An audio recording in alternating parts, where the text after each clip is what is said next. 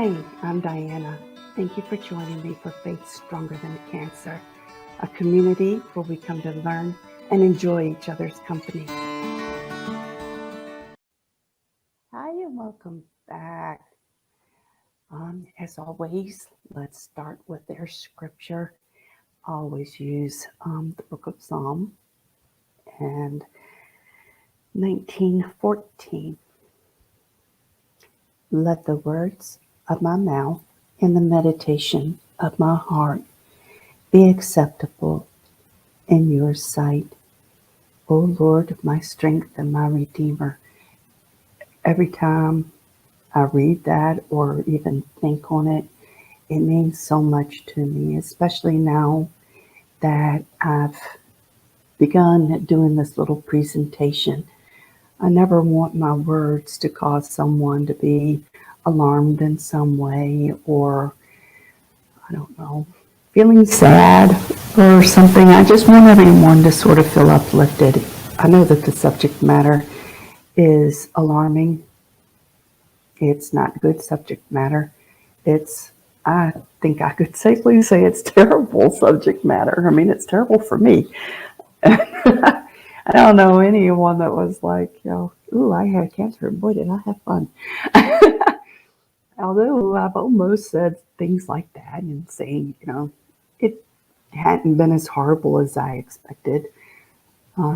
Again, I don't do research, and I caution anyone that finds themselves with a diagnosis to also be very cautious about doing research.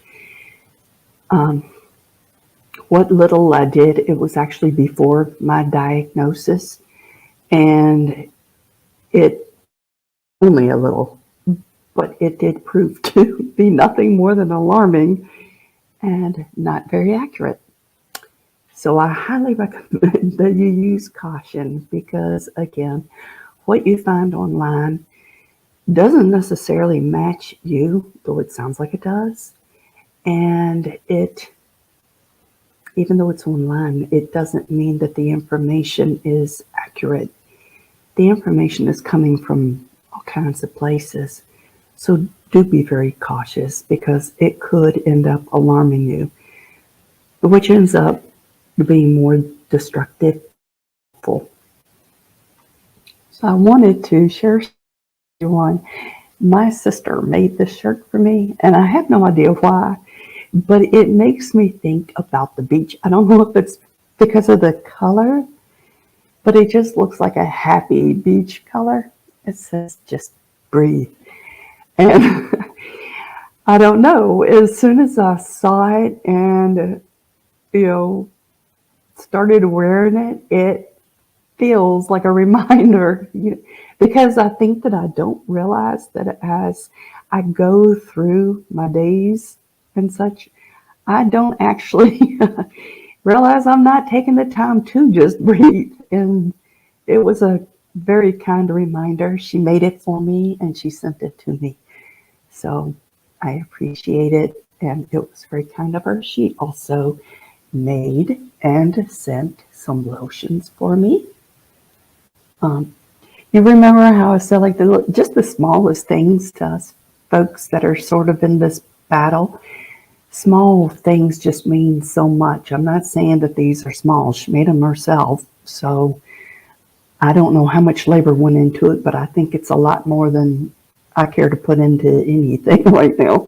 I clean my house and I cut my lawn. I still do my garden, but it's a chore, and I press through, literally. So she made me several scents of lotions. I don't know, you probably can't see it. This one is green, and it's cucumber scented. And I admit, when I read the label on it, I didn't. How could cucumber smell good? I don't know, but it smells amazing. And she sent me a peppermint one, and she sent me lavender, and she grows everything also, which made it even more special. So it was a very special gift. It made me feel very special. It's cancer makes your skin, I guess it's actually the treatment, makes your skin a wreck. I mean, it's no kind words for it. Your skin becomes, or at least mine did, and I think it's kind of typical. My skin became very dry, and it was almost like I was shedding my skin, which I suppose I might have been, since I imagine skin cells grow fast. So I'm guessing that my skin also got attacked by the chemotherapy. So I was having a hard time finding lotions. I have discovered that some of the things that I found to be my old go-to reliable lotions actually caused an allergic reaction now, and I don't know what that would have caused that. Lotion that I had always used on my face that was a natural lotion caused a very frightening appearance type of a reaction. My skin was bright red, even my eye whites were bright red, and my heart was racing. I had to take, I think it was Claritin that I grabbed, not doing a commercial of any sort, it's just what I grabbed. And it calmed everything, but it was pretty frightening for a while there, and it was just lotion apparently that caused it. So I've been trying different lotions, and most of them don't seem to help my skin. And these do help. So I was extremely excited and very appreciative. They look like I haven't used out of them, but I've been steadily using them. The lavender one I like to put on at night after my shower and crawl in bed. I'm thinking it's what's causing it, because I instantly fall asleep, and I'm not going to complain about that. She also sent a lavender sachet, and I tucked that under my pillow. So my room smells like lavender. My bed smells like lavender. It smells good in there, and it's very comforting. And knowing all the effort, it's even more comforting. It's very sweet. I had someone ask me if I would give pointers about what I discovered sort of helped me along during treatment. There are days that are difficult and days that you do struggle. I knew that I needed to eat, even though I didn't feel like eating. So one of the things that I did do that helped a lot, I began eating once a day. And it was usually, well, it's become a habit now. I eat around 1 in the afternoon, but no later than 3. And it's that one meal a day. And I make that one meal really count. It's not calorie packed, but it is nutrient packed. I grab mostly my fresh greens. As I've mentioned before, I grow my own microgreens, so they play a large role in what I eat. And I think that it appears to me that they're actually helping my body a lot. They're giving me, I feel an energy boost right after I eat. So that is mostly what I eat. Blueberries, which are frozen. I do grow blueberries, but I have not seen any berries this year. I have discovered what looks like a blueberry bush and acts like a blueberry bush. I didn't plant it, and it's actually in a wooded area. It sort of tastes like blueberries, but it doesn't really look. But I did the test. If you're going to be a forager, you can do a test. I don't recommend it all the time, and I don't recommend doing it repeatedly, but you can, take whatever it is, the berry in my case, and just kind of, quickly gnaw on it, like using only your front teeth. If your lips or anything get like a tinge or a tingle, it's something that you don't need to be eaten just walk away from it, put it down, walk away from it, take a mental note. If you're someone that keeps notes as to what you find and where you found it as you forage, put that on your don't ever touch it again list. But that one, it tastes something like a blueberry, but it doesn't look exactly like a blueberry. It might be a blueberry plus something. I don't know, but it is good. And it didn't cause any kind of a bad reaction. Tingling of the lips or tingling just inside the mouth. Usually if you just do that kind of a test, if it's something that you need to walk away from, you'll just get a tingle and that's it. I wouldn't try that technique with mushrooms or something like that. I'm not brave enough to forage for mushrooms at all. And I've had a class about foraging for mushrooms, and honestly, I still don't trust myself, and I don't want to find out the hard way.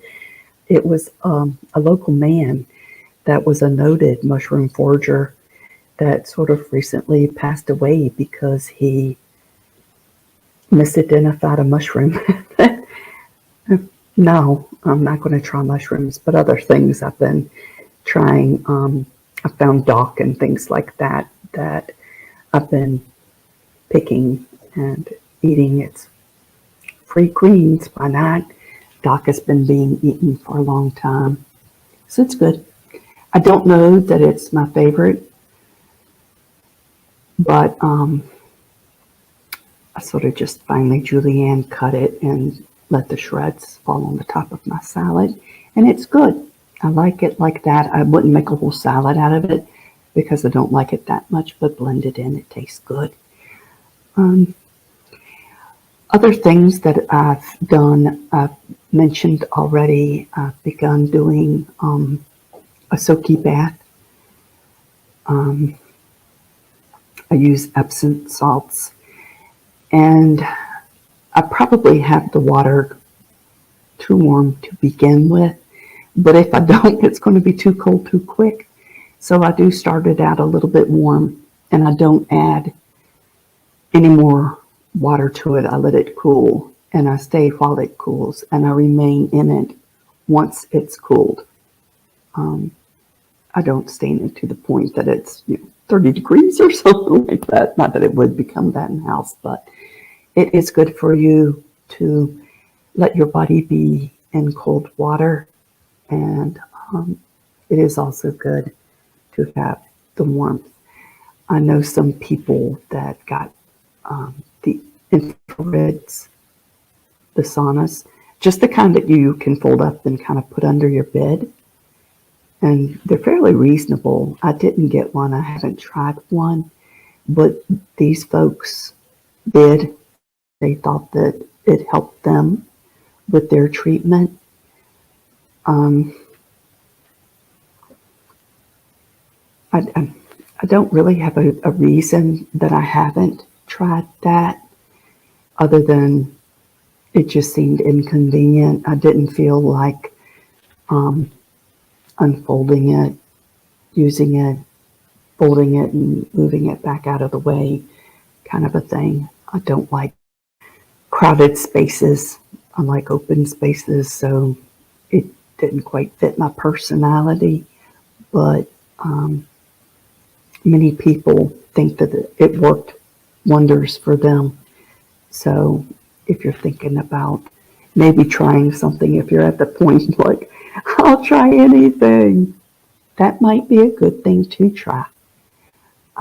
Something else I've begun doing, I drink more water than ever. When I first found out that I had cancer, I stopped drinking coffee completely because I was worried that it would be something that would dehydrate me. But my oncologist encouraged me to drink coffee, so I do still drink coffee, but I drink more water than anything at all. I like to add lemon to my water. I feel like my kidneys by adding the lemon. And as to how much, I add quite a bit. I use a straw to kind of protect my teeth, but add it to taste. It is good for your kidneys. It's good for your system. And of course, so is water. It's the first thing that goes into my body when I get up in the mornings. First thing I do is go to the kitchen and get some water with lemon in it. I keep a big glass pitcher of it in the refrigerator. I've tried to get anything plastic out of my life. I've even swapped what I make my coffee in. I know it might be overkill. I don't know. Don't want to find out because I don't want to do this again. I've got a stainless steel old-fashioned type percolator now, which I don't have any idea why, but for some reason that was sort of comforting too. I don't know. Maybe an echo from my childhood. I don't know. I had an aunt that, for all I know, she still has one. She maintained a percolator, a coffee percolator, and I think that was all she ever used.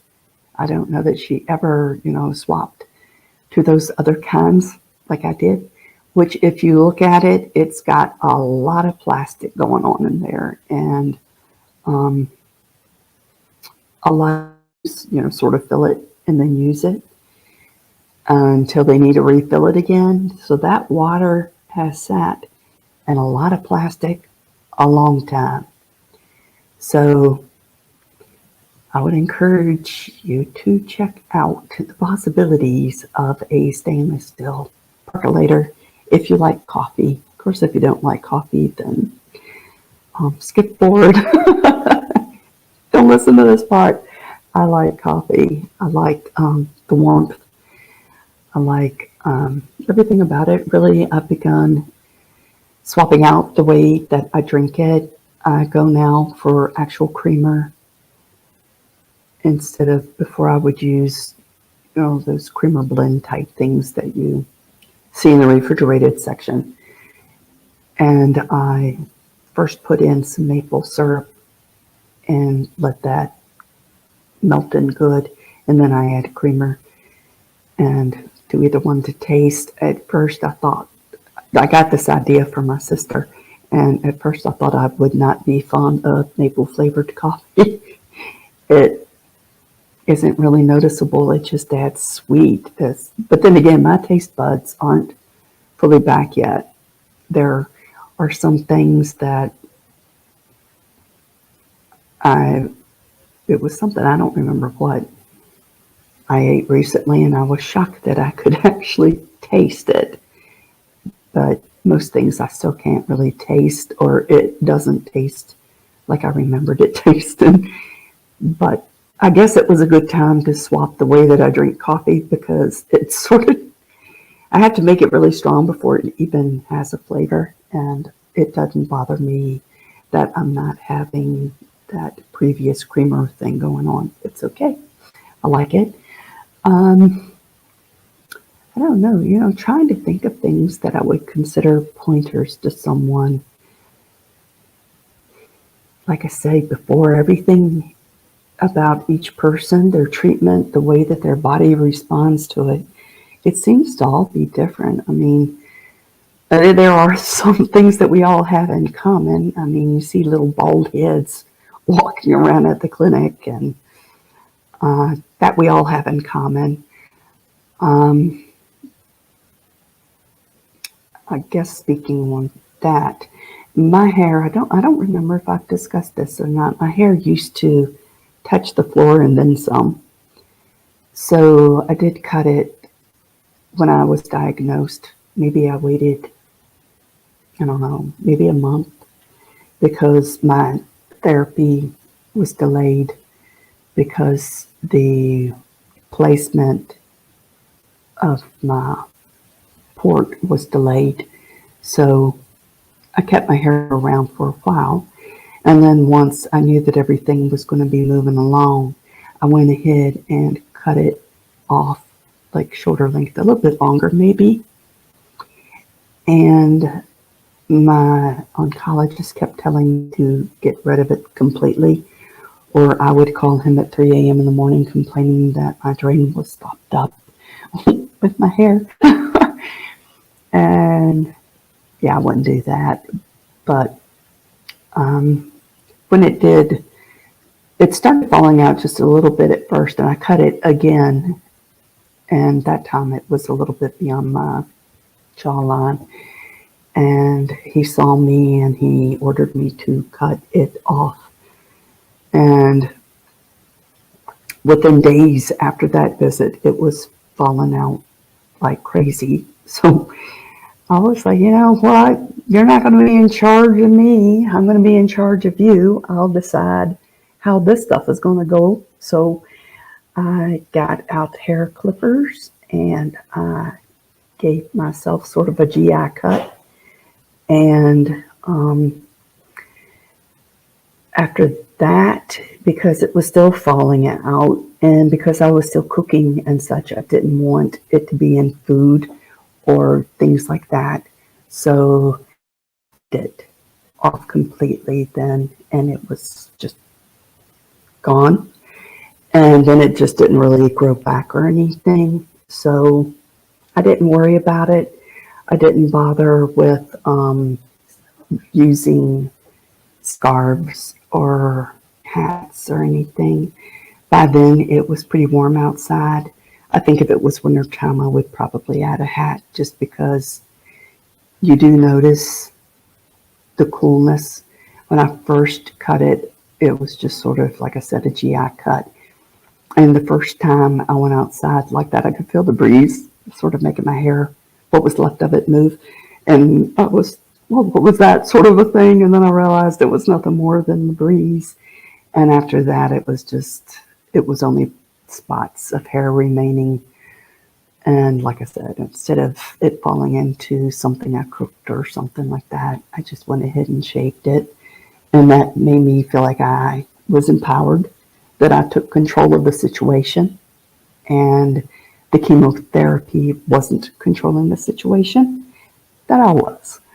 And it made me feel good. It made me feel strong. It made me feel empowered. And I highly recommend it to anyone.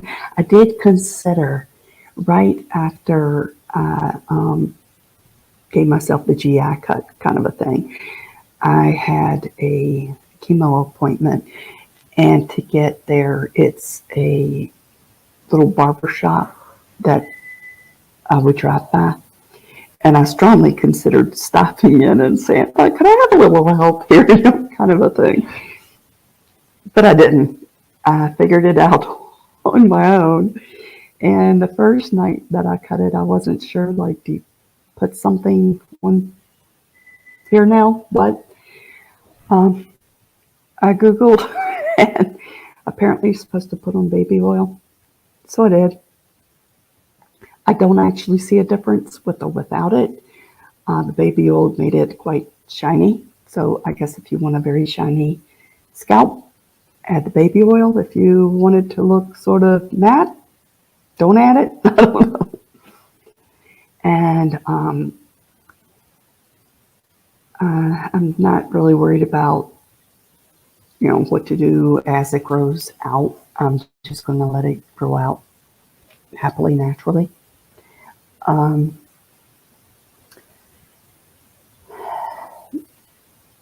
Try to think of things that might be helpful to people. I know I'm not a note. I don't want to be note dependent because I don't know. It just doesn't seem natural when I start reading from notes. It doesn't seem as natural. One thing I do notice, my voice sounds scratchy all the time. I have discovered that I have nodules on my thyroid. That was something they discovered through all of this testing. They're apparently going to wait until a little bit later on to figure out what they are, why they're there. Meanwhile, I have, again, the diet that I have selected will also address that. So some things, I took one more step of giving up things. I don't eat beans or peanuts or things like that anymore because these are things that, if whatever's causing those nodules on the thyroid, it's not going to help that situation. So I have abbreviated my diet still more, and it's beginning to start showing out. Initially, I was not losing even an ounce, even though I was not eating much at all. And I was talking to my mom about it. She goes, yeah, you do know that you're on steroids, right? Oh, yeah, that's what's causing it. Yeah. So during this intermission of treatment, I'm not on steroids anymore. So weight is being lost, and I won't complain at all. I won't miss it. I'm okay if I don't find it again. So that part's, I guess if you got to try to rake and scrape and find something good in all of this, that would be good. I don't, I don't know of many other things other than it's encouraged me to step out into a zone I never would have gone into before, which is any sort of a YouTube presentation. And this I felt very led to do. I hope that somehow it does help others, even if it's just a little bit of encouragement or one of those, ooh, she did that too, I can relate, or I don't know, somehow knowing that someone else is also in it sort of with you, even though you don't really know them, it does make you feel better, even though you don't wish bad on anyone. It's just, if they're doing this, I can do this kind of a thing. And I have taken strength from other people that was in the fight ahead of me. Other than the usual housekeeping, which is like and subscribe, please do that. I'll be changing channels, I believe, and I think that that'll be next week. So look around for me if you don't immediately find me. Look around for me, and please continue to join me because I truly appreciate it, and I do hope I help you. And until we meet again, peace be with you.